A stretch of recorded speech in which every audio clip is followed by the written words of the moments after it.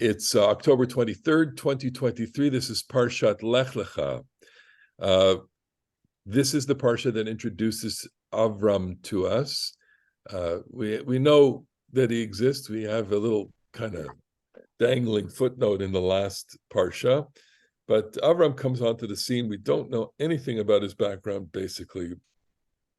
God tells him to go, Lekha, to go from his land, his birthplace, and his father's household to the land which God will show him.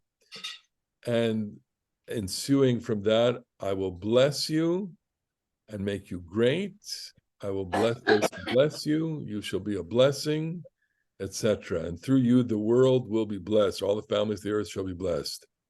And we've spent some time in different formats talking about those first verses. And of course, I've built a whole career on trying to understand that the first verse or the first promise to Abraham is really one of the missions of the Jewish people. You shall be a blessing, whatever that means. What does it mean to be a blessing? That is to provide something to the world. I'm not going to focus on that part of the story, as wonderful as it is, and as powerful as it is, and as true as it is. I just want to say that whenever I encounter anti-Semitism, which is in abundance around us, I am reminded of the verse, I will bless those who bless you and curse those who curse you.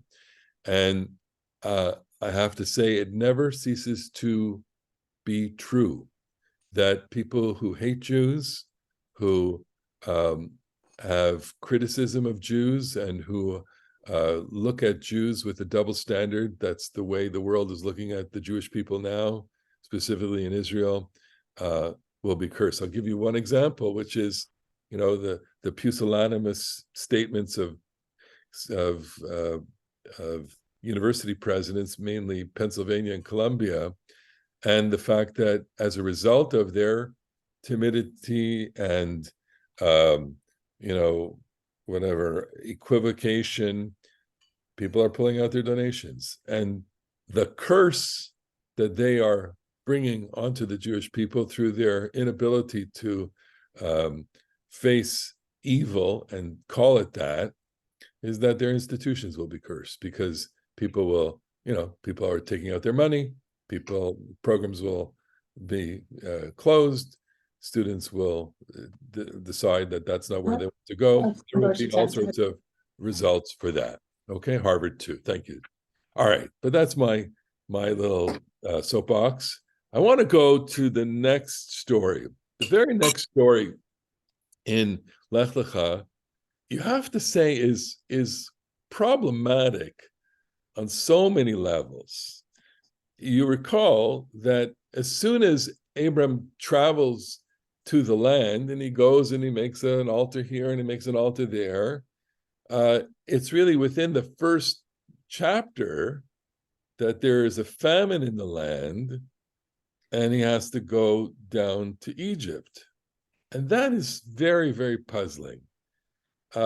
It's a challenge to him, of course.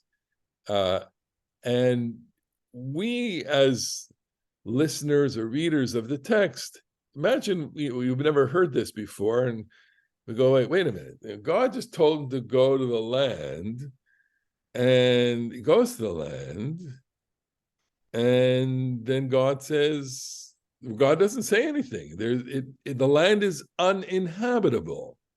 There's a famine. It's impossible to eat and to subsist off the land. One. Another point, second point, is that he understands, Abram, at this point, that the promise that God will make him a great nation will not be fulfilled under the present circumstances, because he has a wife that he has presumably discovered is not capable of having children. How did he discover that? He's been married a few years, and they have nothing to show for it, and that is very distressing. as anyone will tell you. So two things are happening here. God promises him the land, or will yet promise him the land, and God promises him a people or a family, or from which there'll be a people, and none of these things are attainable because there's a famine in the land and his wife is barren.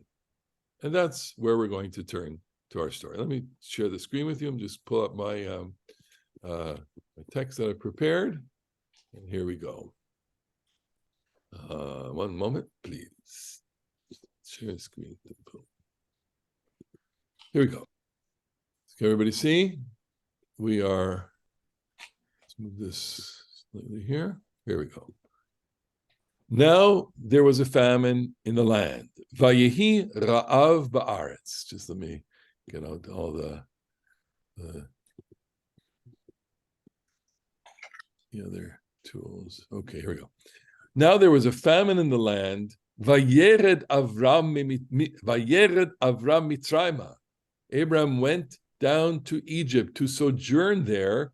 Ki chaved ra'av ba'aretz. For the famine was heavy in the land. If I could make you memorize that verse, I would, but try and remember some basic things. Kaved and Vayered. Okay, Vayered Avram Mitzrayim, he goes down and the famine is heavy. Vayehi, it was when he came near to Egypt that he said to Sarai, his wife, now here I know that you are a woman beautiful to look at. It will be when the Egyptians see you and say, she is his wife, that they will kill me. But you, they will allow to live. So pray say that you are my sister in order that it may go well with me on your account, and I myself may live thanks to you. It was when Avram came to Egypt and the Egyptians saw how exceedingly beautiful the woman was. Pharaoh's courtiers saw her, and they praised her to Pharaoh. So the woman was taken away into Pharaoh's house. Now it went well with Abram on her account. Sheep and oxen, donkeys, servants and maids, she-asses and camels became his. But God plagued Pharaoh with great plagues, and also his household, because of Sarai, Avram's wife. Pharaoh had Avram called and said, what now have you done to me? Why did you not tell me that she is your wife? Why did you say she is my sister? So I took her for myself as a wife, but now here is your wife, take her and go. Kach v'lech. So Pharaoh put men in charge of him, who escorted him and his wife and all that was his. Avram went up from Egypt, he and his wife, and all that was his, and Lot with him to the Negev. And Avram was exceedingly heavily laden with livestock, with silver, and with gold. And just I want to go over those last two verses because we have the word Vaya'al, he goes up. We saw the word Vayered, he went down. And we have the word Kaved, he is heavy. And what was heavy before? Well, the famine was heavy before, okay? So now, I'm sorry. It's a troubling story, okay? And I'm going to just stop this sharing here and just ask you if, how many of you, I don't need to ask you how many, or if you want to just give me your interpretation of the story. Go ahead, Alana. I don't understand if God is giving Avram a land, a good land, right away, he just goes into it and he starts with all these problems and things that he has to deal with. Why is it done this way? It's not a good question to ask. I mean, it's, you know, it's such a great question. You give something, you want it to work, you want it to right. Why does God have to make it so difficult for him? And that's the natural question. I mean, it's a, you know, we this is why we enjoy this, because it's not a fairy tale. It doesn't want to be told as a fairy tale. Fairy tale is everybody happily ever after. The Bible is never and happily ever after. The Bible is, I promise you, I'm making you, and then you suffer. And then it's difficult, and then there's a problem, and then there has to be something, and there's a piece of wisdom in this, which is that the land the land is not simply something that you have title to. The land is God's. God, promises, and God can take away the promise. And that's an idea that goes all the way from the beginning to the end of the Bible. So it's right there, okay? And the question is a good question, because that's the question. It's what we're engaged with. That question. It pulls us in literally, and it pulls us in theologically too. Nanette, go ahead. You have to unmute. So I personally think that God is doing us a big favor, because life is difficult. You can actually say life stinks, but you know what? It's always very refreshing to look beyond yourself and see somebody that you possibly believe in suffering and having trouble, because then just maybe you might get ideas for yourself. Okay, so the Bible is giving us a picture of reality in which Yes. you have to achieve things through a little bit of travail. Already, that's something that we see after Adam and Eve are sent out from the Garden of Eden. Okay, anybody else have any reactions to that? Let me ask you if you would just give me your opinion of Abram on this case. What do you think of him right now? I think he's very selfish. Very selfish. Okay. Any other critiques of Abraham? Go ahead, Gatel, unmute yourself. Unmute. Yeah. So yes, there is the side that's selfish. On the other hand, if you have a marriage and you're a happy married person, your wife doesn't want to see you killed. Your wife doesn't want to see something happen to you. And so she could be complicit in it in the same way. She may say, she may be very accepting of it to save his life. Okay, so I don't know if those are two different opposing views. They're two views here that we have to figure out, how possible they are within the context of the story. Is she complicit? The feminist reading of the story is quite condemnatory of Abraham. He just kind of uses her, okay? And I'm going to argue against that reading, not out of feminism or not, but just I think it's possible to see another side to this. But go ahead, Susie. He's between a rock and a hard place. Okay. Proverb. Okay, John, go ahead. Well, he was wrong about Pharaoh. I don't know if he's projecting. Maybe he had good reason to believe he'd be killed, but he was wrong, and it happens again. Okay. And the person says, "Why did you assume I would do all these bad things?" It happens again with, I forgot that the person. It happens again with Abraham and Avimelech, and happens again with Isaac. Okay, so it is, and it's a good point to highlight that this is a certain motif that runs through the story. So we're going to focus only on this one, knowing that there are echoes of this story in other stories. Let me go back into the text now. Excuse me, and see what we got. First of all, I want you to know that we're not the only ones who had difficulty with this. My Nachmanides, Ramban, didn't like it. Okay, in his commentary, he says, "V'daki Avram Avinu chatach et gadol bishkaga shevi ishto tzadeket b'michshol avan." You should know that our father Abraham committed a great sin unintentionally, in which he brought his righteous wife to stumble into transgression because of his fear of getting killed. And he should have trusted in God, the name, to have saved him, his wife, and all that was his. Okay? Pakadu pen yarguhu. He had to trust, because Elohim has power to help him to save. Also, his going out from the land of which he had been commanded at the beginning due to the famine was a transgression that he committed. because Elohim would have saved him from dying, even in a famine. And because of this deed, it was decreed that his seed would be in exile in Egypt under hand of Pharaoh. Okay, so Nachmanides doesn't mince any words. He says that Abraham was wrong. It's wrong to tell your wife, tell them you're my sister. Okay, it's wrong to lie. A, it's wrong to lie. B, it's wrong not to trust God. And C, it's wrong not to trust God when you have a famine in the land and God has told you to be in this land. Okay, so to Nachmanides, and we have to really construct a kind of worldview here. He's saying, you have to stick it out, man. Right? Your job was to believe, and you didn't. Okay. Now the counter argument to Nachmanides is, look, it's really important to believe. Okay, I know, but it's also important to survive.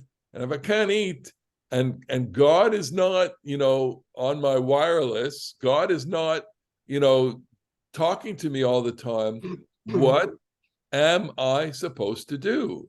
How am I supposed to live? And so this is again where the Bible is quite beautiful. It's like, yeah, I have the promise, but I have to believe, but at what cost do I have to believe at this point? And if it's not apparent to me that I'm going to survive because there's no water and there's no food, then I better fend for myself. And that's the dilemma. That's a religious dilemma, okay? How much do you trust and how much do you fend for yourself? And it's a very, very vexing dilemma. Can we judge him for leaving? Nachmanides wants to judge him. Nachmanides says, because Nachmanides has a kind of ideal of what a man of faith is. A man of faith is suffer through everything because you know that God will provide for you. And yet there's another model of faith, which is, I believe, but I have to also fend for myself because God doesn't want me to die. And when God's deliverance is not here, I'll leave that question aside, but I better go and save myself. I don't know who the order is here, but we got. I'm going to call Ruth and Bob and Gittel and Alana. Go ahead. Am I on? I was just going to say, I mean, God helps those that help themselves. It's not, you weren't supposed to rely on God for everything and be completely passive. If you want something, ask for God's help, but it's not correct. It's not right to not be participatory. Well, and not look, to... that's a certain model of faith. Okay, but there's another very compelling model that may or may not work, which is I'm going to pray for a miracle. And if the miracle happens, it's the will of God. If the miracle doesn't happen, it's not the will of God. Or we're not supposed to depend on miracles. So we come to that conclusion based on empirical data, okay? That human experience, okay? But what do you do in dire situations when you've done everything possible? You hope. And here we'll give him credit for self-reliance, and Nachmanides is taking a point off because that self-reliance means less reliance on God. Bob, go ahead. Yep. With apologies, I have to sign off. But Sorry, go ahead. Question I would throw out: if Lekha was the first of a series of tests and the Akedah was a latter series of tests, what specific test was Abram being faced with here that would lead to some form of growth and development? So excellent question. So, is it a test of faith? Is it what could we say? Could it be an ordeal, a hurdle that he has to go through? We could argue on each one of these moments, Lekha, the first one, in terms of, is it about passing or failing, or is it simply how you go through adversity, how you go through a certain challenge. And certainly here is a challenge that he's going through. And it's almost an impossible situation. Again, we have only the world to look at right now, and in terms of examples of being tested and what are impossible situations. Everyone that you see in any commentary or any kind of talking head on the question of what should Israel do?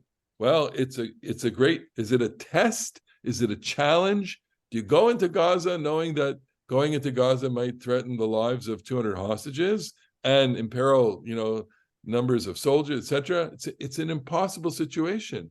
So how are we going to withstand that? And what's going to be on the other side of this? Well, today, October 23rd, we do not know. So that's just an example. Abram is facing adversity. He has choices to make. Does he know what the outcome of the choices are? No, not at all.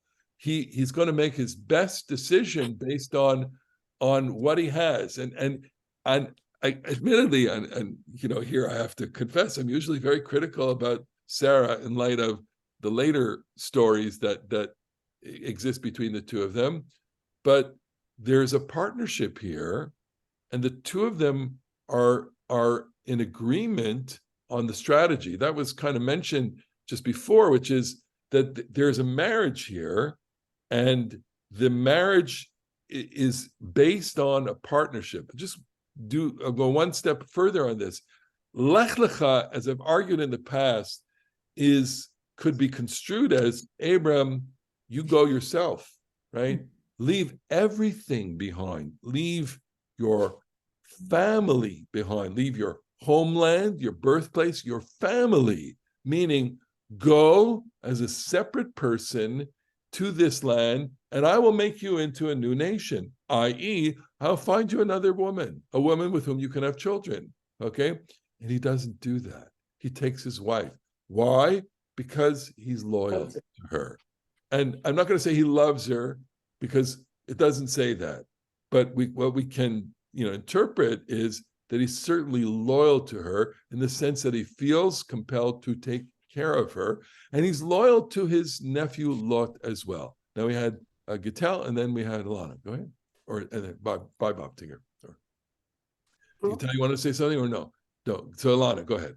No. So what you're just saying, I was thinking that Sarah is not even reacting to say something about it.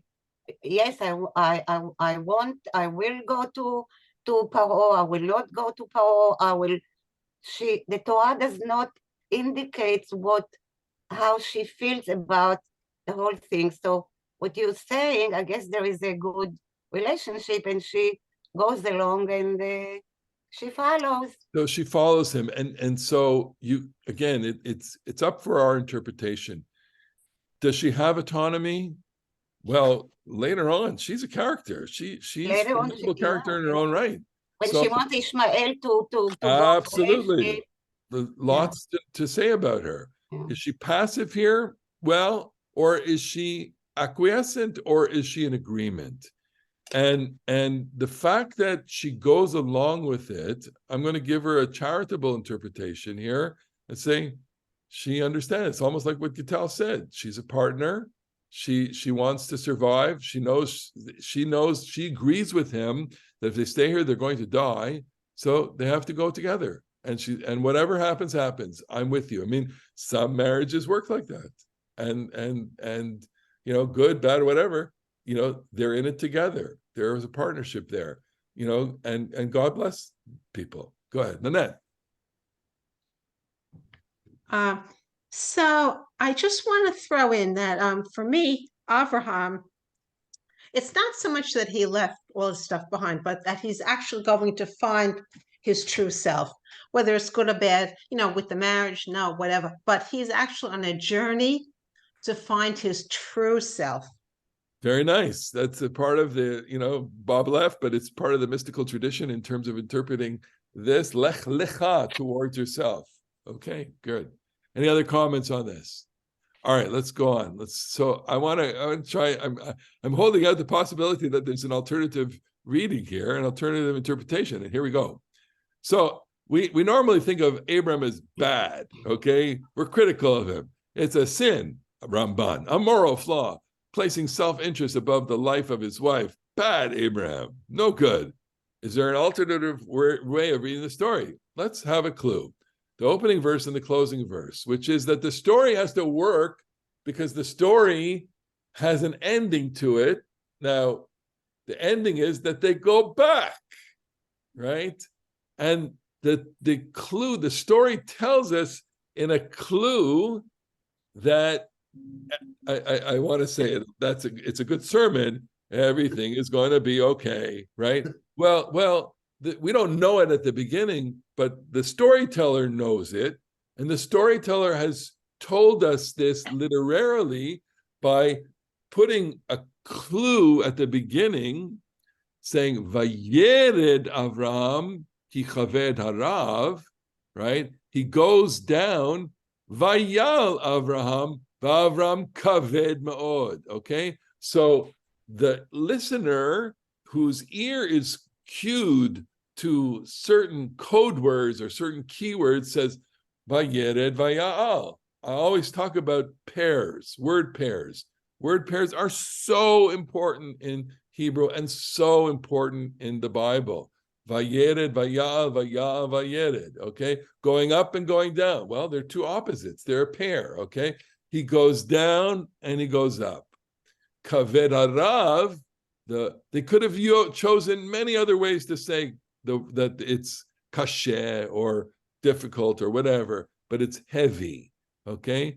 Avram kaved ma'od, he's heavy. So already the Bible storyteller, the biblical storyteller is saying, see the whole unit complete, going down and coming up, the heaviness of the famine and the heaviness of his riches. So there's a certain intent here. He had to leave the land in order to acquire it. He had to leave in some way impoverished in order to acquire wealth. That's one thing, okay? There are two envelopes of the story that confirm the first of God's blessings. I will bless you. I will bless you, meaning I'll make you wealthy. I'm going to make you a wealthy man, okay? Another result is that this connects him to his wife and to the land. He lost his wife and he regains his wife. He lost his land and he regains his land. This is important. I'm going to just close it for a second and just so I can.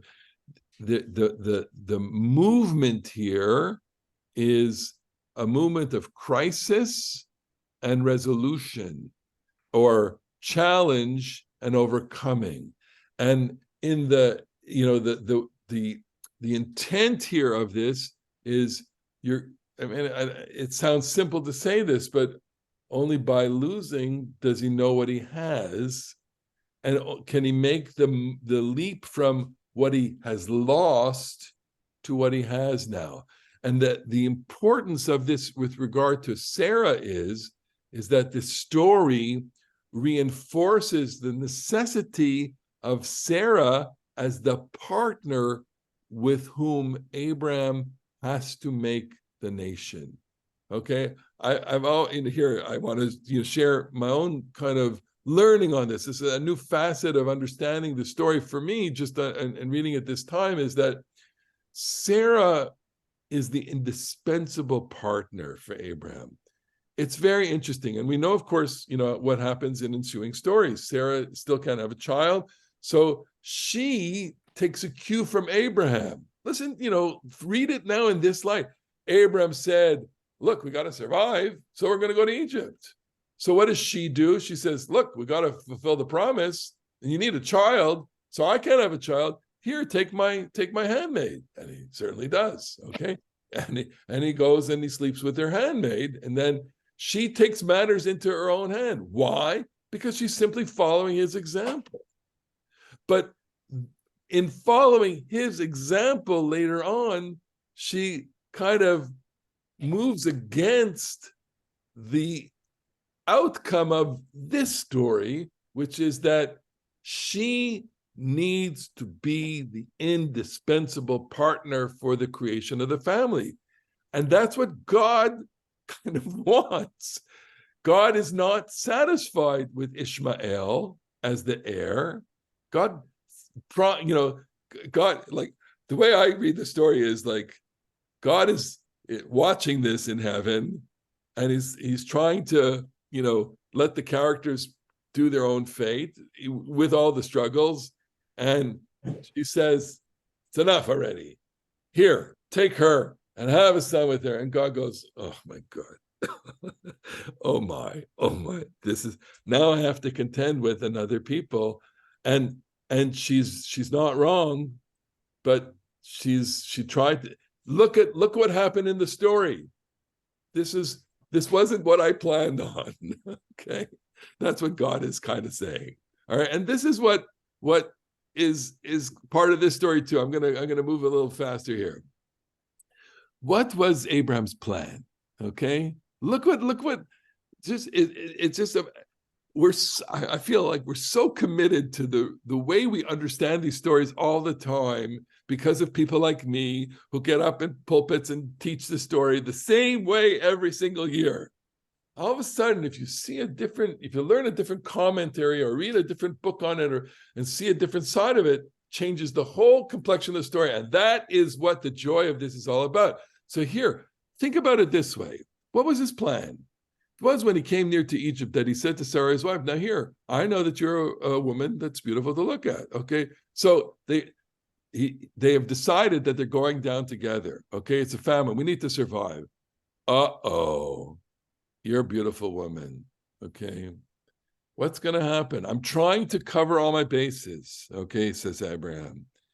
You're going to go down and they're going to see that you're beautiful. They're going to see that you're so beautiful that they're going to do, I'm afraid to say this, they're going to do what men always do, which is when they see a beautiful woman, they're going to want a beautiful woman. And my life is in danger because of it. I don't know this people. If they're like other cruel people, it may cost me my life. There's some serious risk here to me, okay? And this is ordinary Egyptians we're talking about, okay? We read the story thinking that he's referring to Pharaoh, but he's not. He's referring, look, we'll come to Egypt. I know you're beautiful to look at. When the Egyptians see you, they're going to see you. Who are they? When the Egyptians see you, who are the Egyptians? The regular, normal peasant or slightly higher class Egyptians, okay? So in his mind, he says, okay, they're going to see you. They're going to see you're beautiful, and they're going to want you. And so they're going to conspire to kill me. So if you say to them, I don't have a father, this is my brother, instead of, they're not going to kill my brother, they're going to negotiate, because they're going to want to marry me. So now Abraham is saying as follows. If she claims to his sister, we can negotiate and buy some time, okay? What's his plan? His plan is, they'll say, we like her, we want her, and he'll say, it's gonna cost you. Mm-hmm. It's gonna cost you a lot.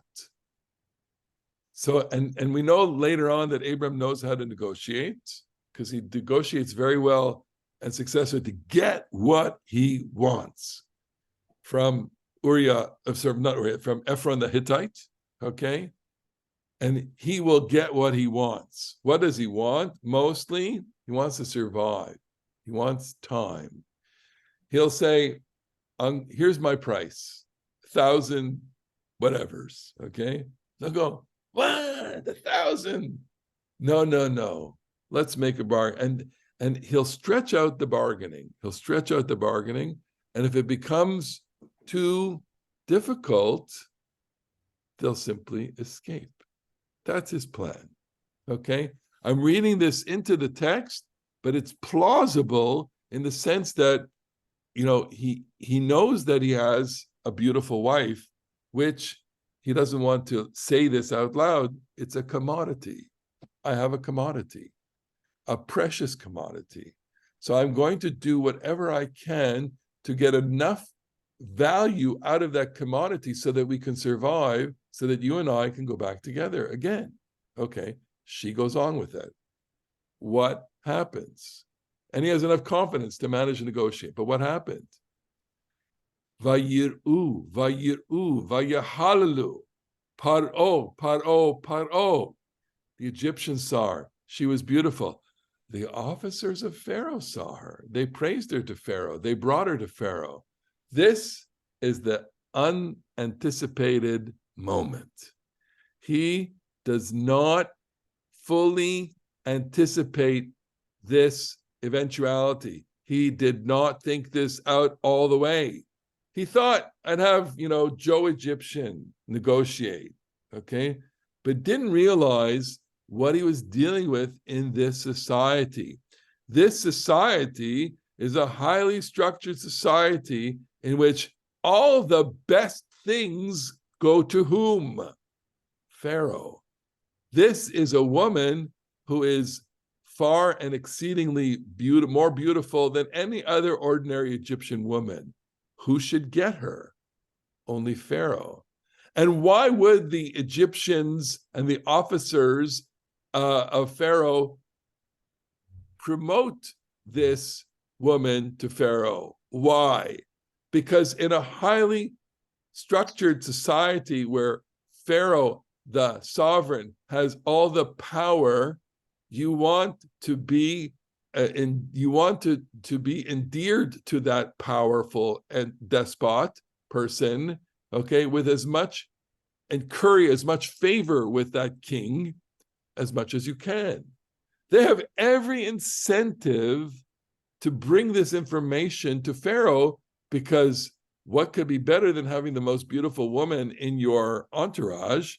And in terms of their own reward, how rewarding it would be for the officers to get invited to the wedding, to be presented with all of the gifts and appreciation of having brought him this beautiful woman.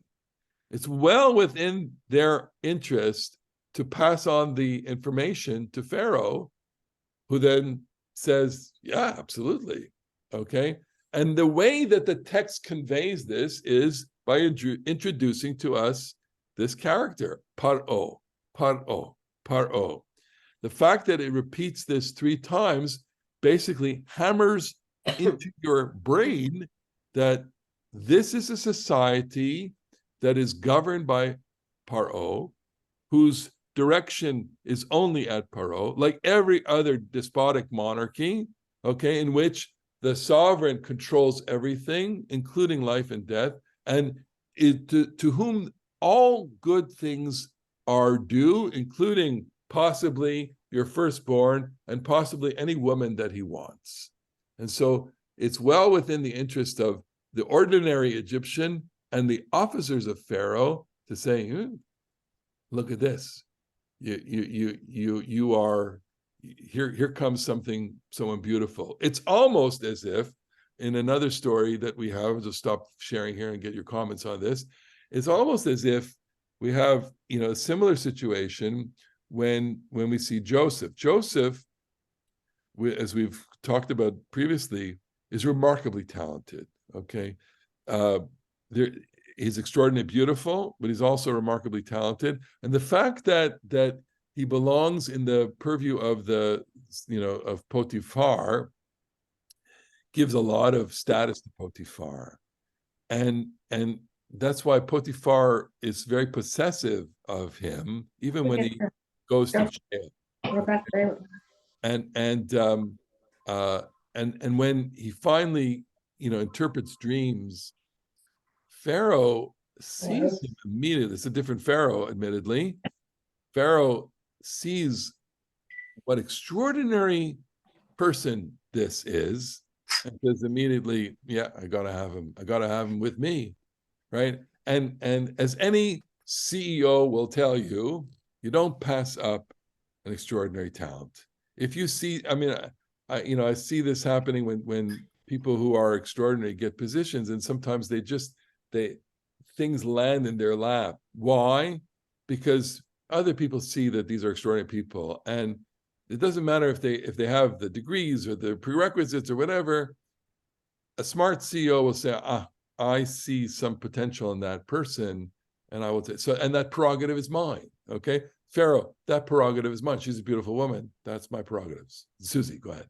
Yeah. So now every midrash has a hook that is in the text. So as you were talking about this, it occurred to me that this discussion of Sarah's beauty is a source for there's a midrash found in the Dead Sea Scrolls of Abraham pontificating, exuberating about Sarah's body. I mean, it makes Shir Hashirim look tame. But it just occurred to me that this would be the hook for that. Of course, yes. Stanley, did you have your hand up? Yeah. Yes. I'm just wondering whether Abraham was really off the beam in thinking that because he was traveling to another country that and had a beautiful wife, that therefore they would kill him for the wife. Was that a usual thing? Was Canaan so different from Egypt? And why didn't he know anything about the Pharaoh? Did he really not know that things would? He gets the the cream and so on. So I'm just wondering what was Abraham thinking? What was he thinking? Was he reading too much into this, or was he being just realistic? Oh yeah, you go traveling somewhere, you have your beautiful wife, you're going to get killed, and there goes your wife. Well, he did have some experience traveling, and I'll call you back. He had his. I think it's maybe. I mean, and here I'm offering a few conjectures. He maybe it's things that he's heard about Egypt. Look, he comes from Mesopotamia. He comes from Haran. Okay, we don't know what the structures of power are there. Perhaps they're similar. Or maybe they're civilized in the sense that, well, of course, everybody knew that she was his wife, so that meant that she was off limits, and he does have some of his own pedigree there in the household of Terach, and of course we don't know anything more than that. So he is, what do you say, off the beam. He really doesn't know, and so he's being overly cautious, I think, which he should. Which is, I mean, it's almost as if saying, when you're traveling, try to avoid going to certain neighborhoods because you don't know what's going to happen in those neighborhoods. They're mean neighborhoods. I mean, we have lots of advice when we travel to different cities around the world. Don't park your car here. Don't leave your unattended. Don't. Make sure, because the assumption is if you do, it's going to get stolen or going to get harmed, etc.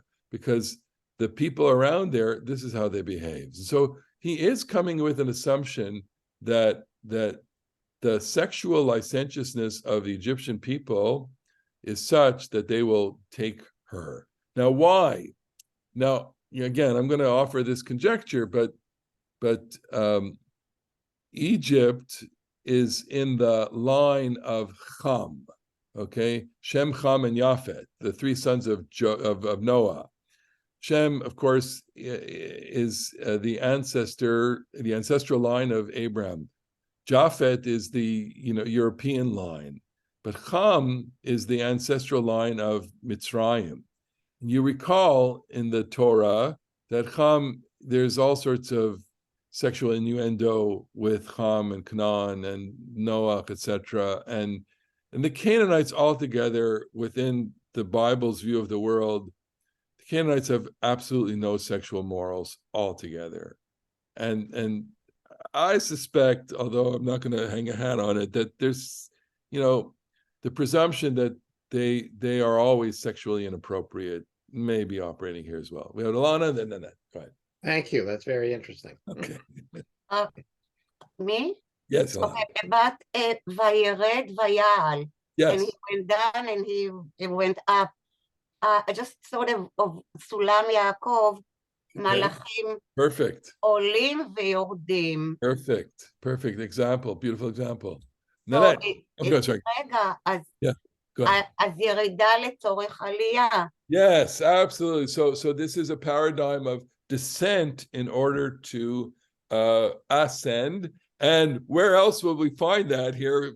Spoiler alert, we're going to find that with the whole story of Israel going down to Egypt. Okay, I'm just putting that out there as a little hint. So we'll stay on for a few minutes. Okay, go ahead, Nanette.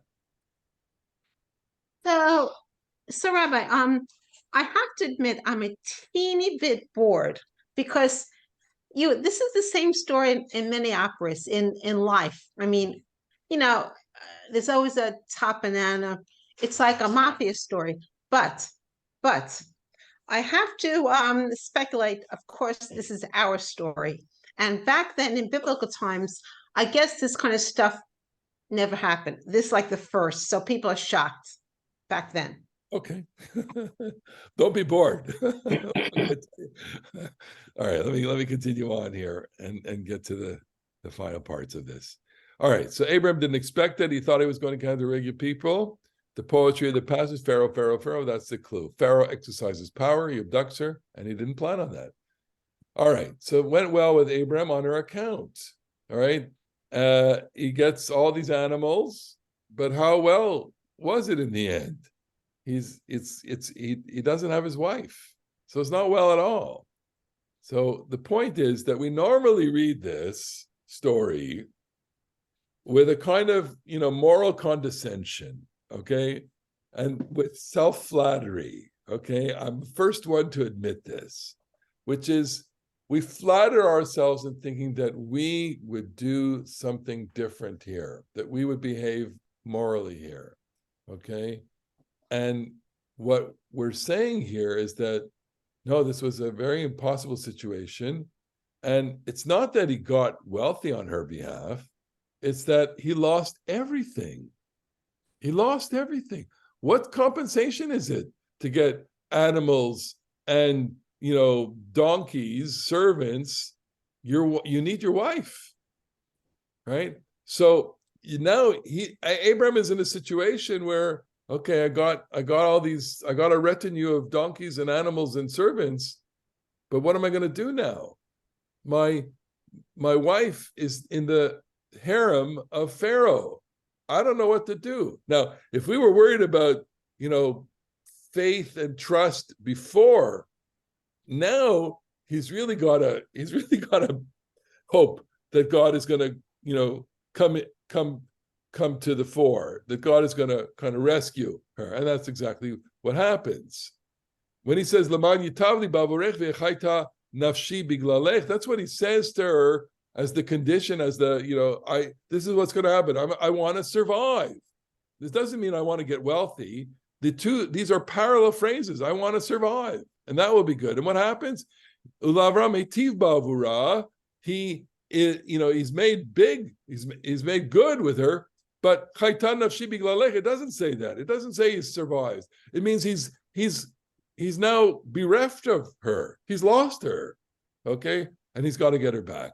How will he get her back? Well, he can't. And this is where God has to come in, okay? God smites Pharaoh. God, Pharaoh recognizes that this is not his sister, but his wife. And Pharaoh rebukes Abram and then sends him out.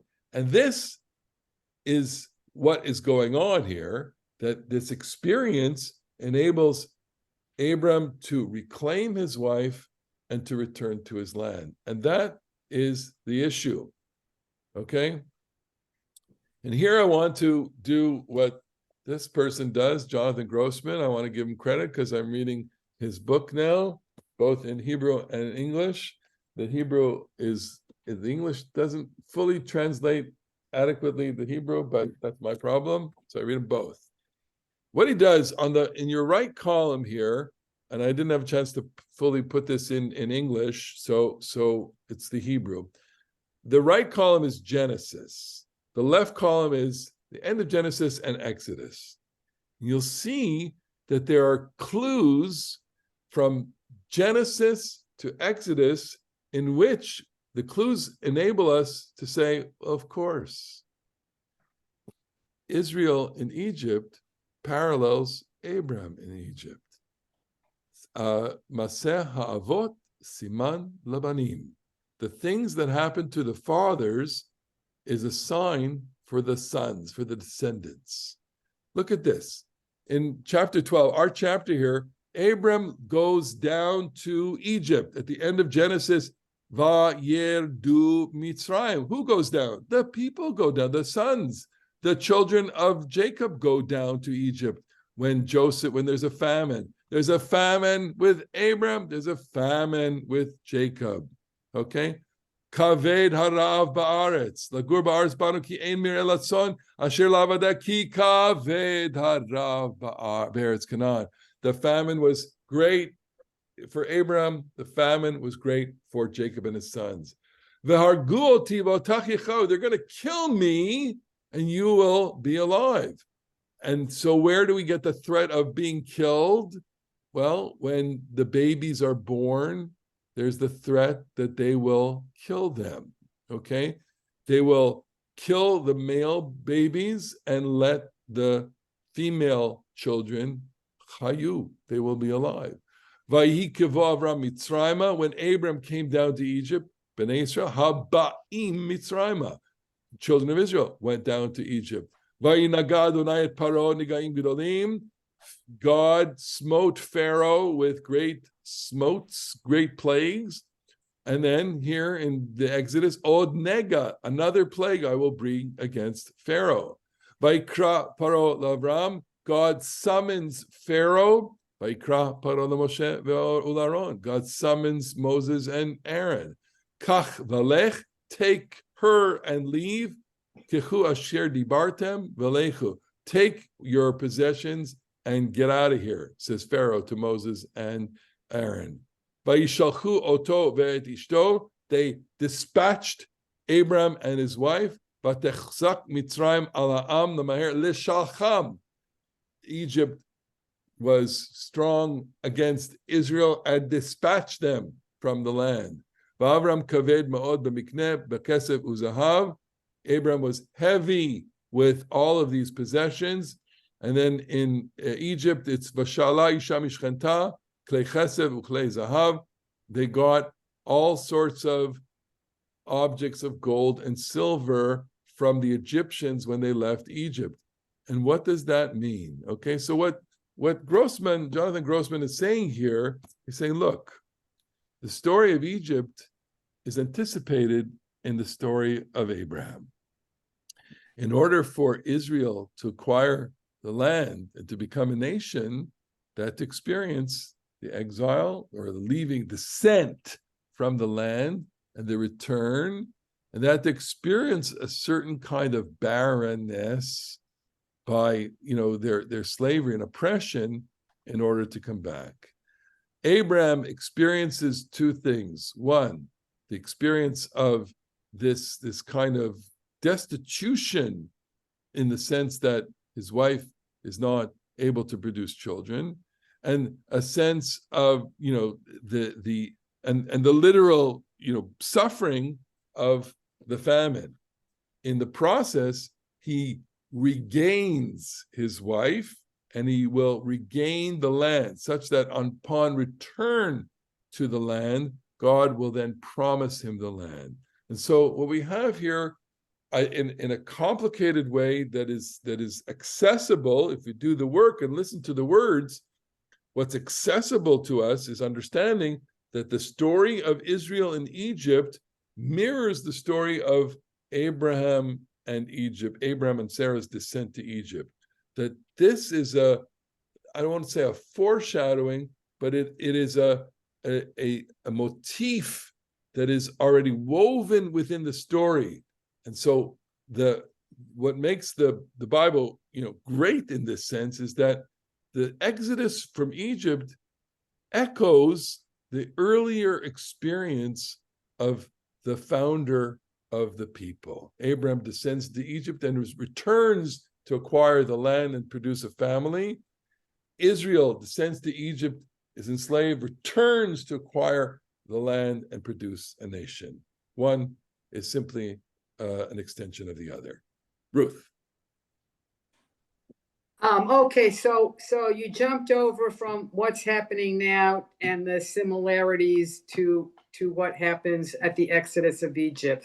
But what about in between? Abraham's not an idiot. He saw how this whole story did not work out the way he thought it was. Why does he do this again and claim that his wife is his sister? I mean, what? He has amnesia? I don't understand. I mean, he's not stupid. No, he's not stupid, and of course, we'll have to wait to maybe we'll discuss that in next week's parsha. Yeah. No, he does have an idea and a presumption. I think, and it is a really good question, because he's operating with a certain presumption about other people, and his presumption is wrong. His presumption is wrong about Pharaoh, only because Pharaoh suffers, plagues because of him. But in the Avimelech instance, he gets reproached by Avimelech because he assumes that there's no God-fearing people among them.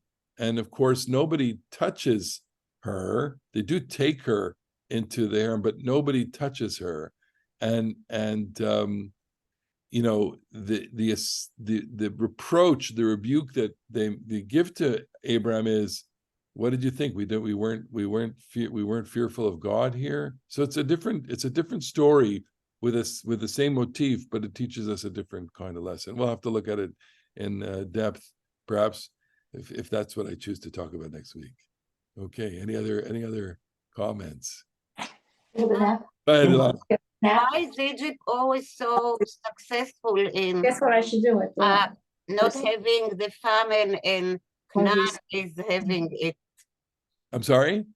Why is there a famine in Canaan and not in Egypt? It's repeating. Yeah, it always happens that way, doesn't it? And it just tells you, in terms of the Bible's relationship to the environment and the history and the geography. Of course, the Bible is telling its stories, okay? But the Bible's rooted in a certain historical reality that, famines are part of life. Look, as we are so insulated from these things because if we pay enough money, we'll find the food that we need to find, notwithstanding the fact that sometimes in California there's very little rain, and sometimes we have to import food from all over the world. But we'll get, in antiquity, if you didn't have rain, you would really suffer. And Egypt has the Nile. What's that? I'm sorry? Egypt has the Nile. So what if the Nile dried up? Would it dry up? What if it got polluted, etc.? And what if there were diseases? And what if there were, the crops were blighted by fungal things and all sorts of these things happen. They happen all the time. Look, we happen to have had a good. So, any of you who go to the local market on Fridays here, okay? So, I got to know a few of the vendors over the weeks, and they really had a great year, okay? The tomatoes were beautiful. The corn, for the longest time, from like July through till maybe even last week, everything was delicious because there was plenty of rain. The crops weren't ruined. 2 years ago, it was not a good year. Okay, the ears of corn were awful. there was no rain, it was dry. You bought a piece of corn and you see half of it was on the cob, half of it was not, and you go like, what's going on here? And the reason is because, the seasons change and you can get a better. Bnei Israel are warned before they cross over the Jordan that this land is not like Egypt. Yes, of course. It's dependent on the rain, and God help you if it doesn't. It doesn't. John, go ahead. No, I have a question. Yes. Is this idea that Exodus replicates Genesis, is this the idea of Jonathan Grossman? Was he the one who brought it out, or was this? No. He's showing in a chart here, and the chart that I put out, and I mean, this is a traditional comment that's it, which has a phrase to it. Maseh avot siman labanim. Things that happen to the fathers are signs to the children. That's the kind of coda on this, or the chorus of that. But what he's showing here is that, again, we have a certain view of the story. I would say that I have that view of the story. I'm very critical, like everybody. We see what he does. We don't understand what Abram does here. Why would you do this to your wife, etc.? It's so crass, so awful, so this or that, and just kind of, well, take away your preconditions or preconceptions of the story here. Ask a different set of questions, which is, what was his plan? And there are medieval commentators that are asking the same question. What he does is he kind of lines up a different set of arguments here. And what I enjoy from reading him is he does this kind of analysis of comparing different texts and showing that one text is really trying to answer or echo another. And the idea that the Exodus echoes Abram, that idea is already found in Midrashim really early on, because the early readers, the rabbis, got it. They got this idea, right? We're coming late to the game, because we're coming from outside the literacy, biblical literacy. We're kind of like, and that's a great thing also, which is like we're kind of reading it all for the first time, or reading it again, trying to set aside preconceptions and go like, well, is there another way to see this? And that's why I think that having opportunities and, of course, questions and discussion and reading different commentators, they're always going to bring a new surprise to the way we think we understand. I always like to say in the sermons, whatever, you think you understand this, because we're so used to our traditional, quote, interpretations. But we have to be humble enough to accept the possibility that someone is going to bring a new set of eyes to this and ask a new set of questions. And from the new questions, you're going to get a whole new set of interpretations and answers. And that's what makes it particularly joyful. I always thought, but many times I think that Shakespeare had learned a lot from the Bible, and in great drama and connecting themes. And this is just another example of it.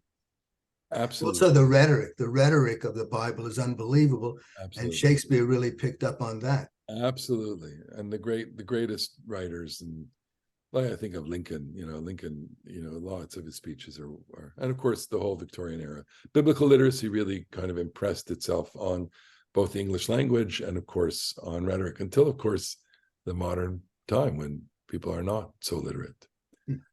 And with that, we've accomplished our literacy here. I'm glad to have shared at least 10 verses of the Bible to boost up our own biblical literacy. And I'm happy to have had this chance to escape from the news and be together for this. And we'll see you all again next week. And have a good rest of the week, everyone. Thank you, Rabbi. Have a good week, everyone. Beautiful comparison. Thank you very much. Abraham